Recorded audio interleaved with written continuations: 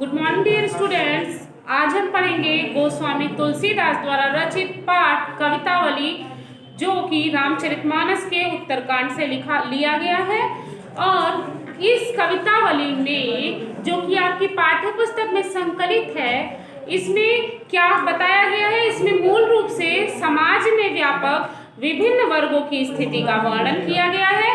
वह कहते हैं कि हर वर्ग की, हर समाज में जो चारों वर्ग हैं, चारों वर्गों की जो पेट की आग होती है अर्थात भूख, वो ही अच्छे और बुरे कार्य का निर्धारण करती है। उसी के लिए व्यक्ति अच्छा और बुरा कार्य करता है। तो बच्चों देखते हैं हम कवितावली जो कि रामचरितमानस के उत्तरकांड से ली गई है, जिसमें समाज की उस समय की तत्कालीन दशा का वर्णन किया गया है। किसभी किसान कुल बनिक भिखारी भाट, चाकर चपर नट चोर चार चेटकी, पेट को पड़त गुण गढ़त बेचत बेटा बेट की, अटत गहन गन आहन अखेट की, ऊंचे नीचे करम धर्म अधर्म करी, पेट ही को पचत बेचत बेटा बेट की, तुलसी बुझाई एक आग घनश्याम ही के, आग बढ़वा गीते बड़ी है आग पेट की।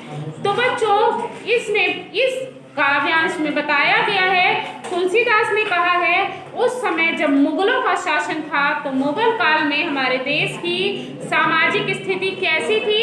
हमारे देश की सामाजिक स्थिति का वर्णन किया गया है और कहा गया है किसभी किसान कुल बनिक भिखारी भाट, अर्थात किसभी अर्थात श्रमजीवी वर्ग, अर्थात जो भी परिश्रम करते हैं, मेहनत करते हैं, वो किसान वर्ग, किसान कुल, किसान वर्ग, बनिक बनिया, भिखारी भिखारी जो थे, भाट और नौकर सेवक, चंचल नट अर्थात जिन्हें जोकर कहते हैं, चंचल नट वर्ग, गा बजाकर गुजारा करने वाले लोग।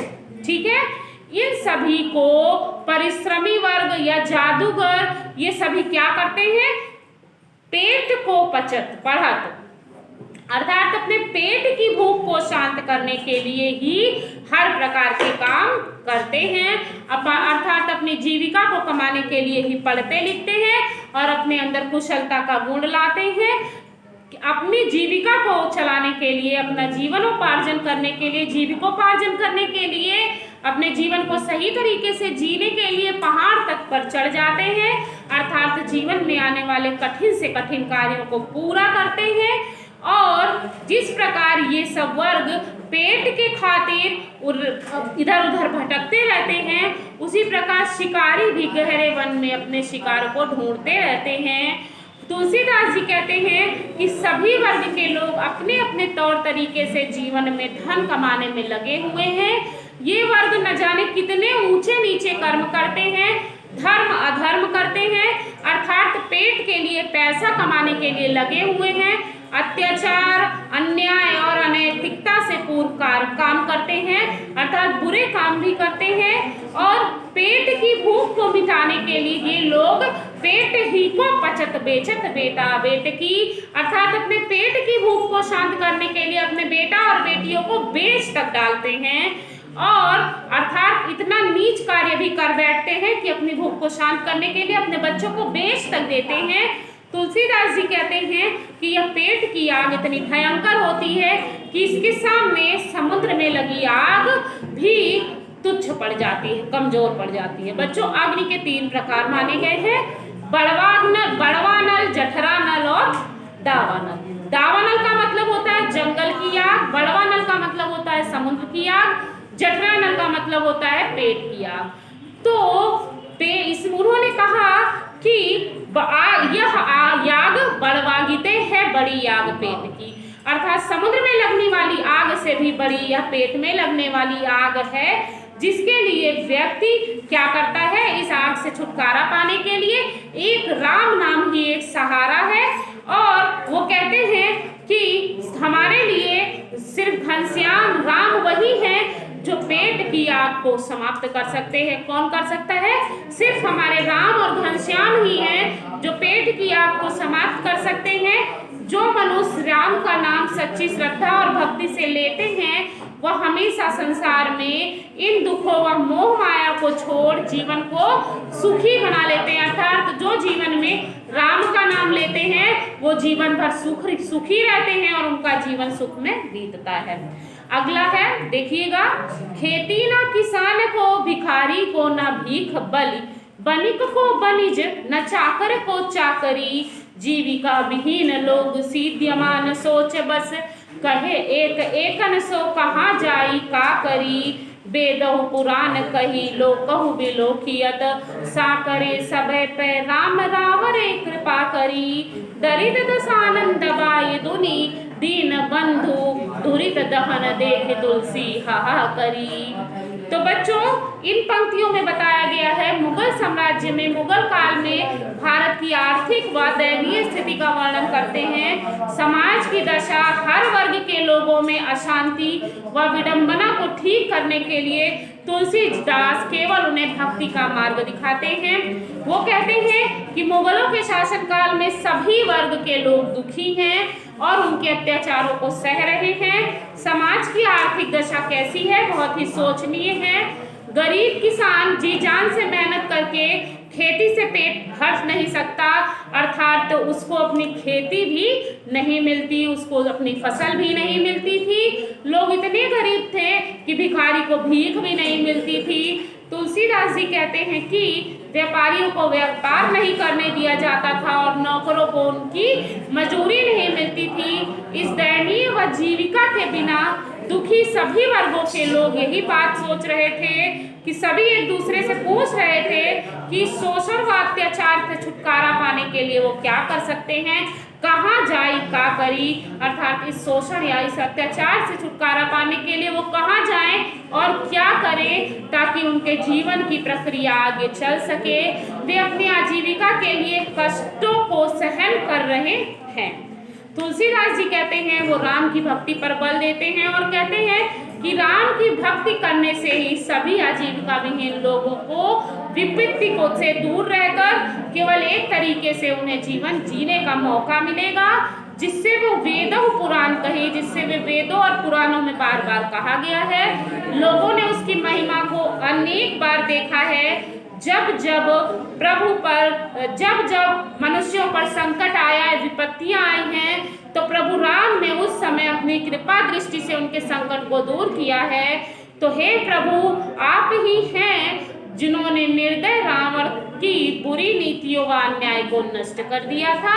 हे राम, तुम ही हो, तुम ही इन दीन दुखियों के स्वामी हो। हे प्रभु, तुम इनके पापों को नष्ट करो, तुम्हें ही यह दुनिया पापों का नाशक मानती है। इसलिए तुलसीदास हमेशा तुम्हारे नाम का ही हाहाकार करता है और तुम्हारे ही नाम का ठहाका लगाता है।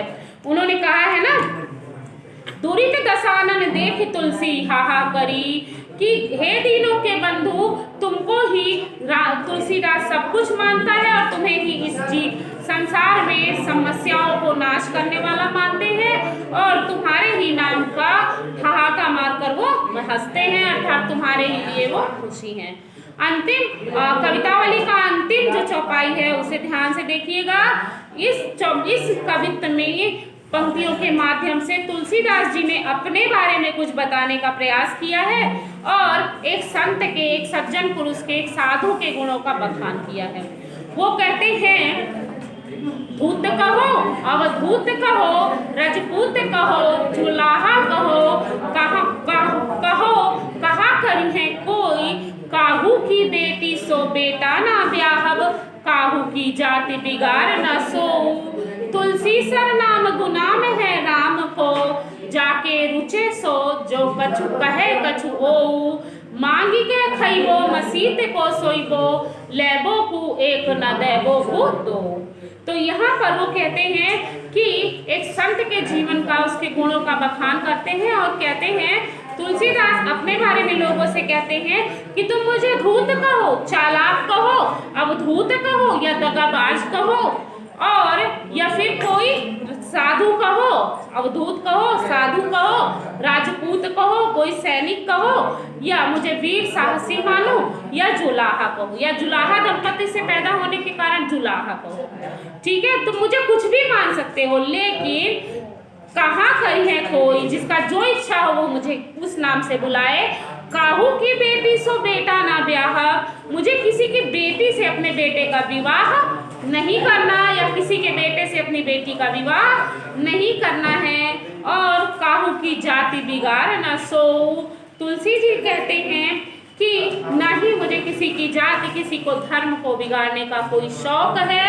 वो कहते हैं कि मैं अपनी, ना तो मैं किसी को नहीं मजबूर करता कि अपनी जाति या धर्म को बदले।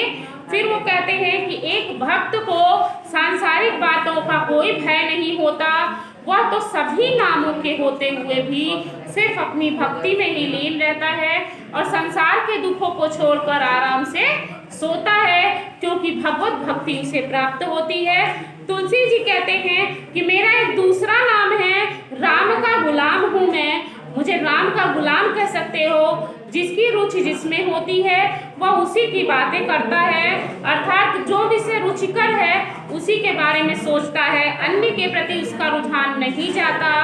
तुलसी जी कहते हैं हम तो एक राम भक्त हैं जो मांग कर पेट भरते हैं, अर्थात अन्न आदि मांग कर खाते हैं और बिना किसी सांसारिक दबाव के, बिना किसी मोह माया के मस्ती में रात को सो जाते हैं। इस संसार में मैं किसी से न मेरा कुछ लेना है और न देना है, न मुझे किसी से कुछ मांगना है, न किसी को कुछ देना है, अर्थात मैं संसार में लेन देन के झमेले से दूर हूँ। तुलसीदास जी ने संत की बेफिक्री, संत की मस्त मौलापन रहने वाला जीवन व लेन देन के चक्कर में ना पड़ने वाले गुणों का बखान किया है। इसलिए वे कहते हैं कि उन्हें न किसी से 1 रुपया दे लेना है, न किसी को 1 रुपया देना है। इसलिए वे मस्ती में रहकर चिंता रहित होकर जीवन जी रहे हैं और वो सिर्फ और सिर्फ अपने प्रभु श्री राम के गुलाम हैं। तो बच्चों, इस प्रकार से रामचरितमानस से ली उद्धृत तुलसीदास द्वारा रचित कवितावली अब पूरा हुआ। मिलते हैं अगले टॉपिक के साथ अगले वीडियो में। Thank you.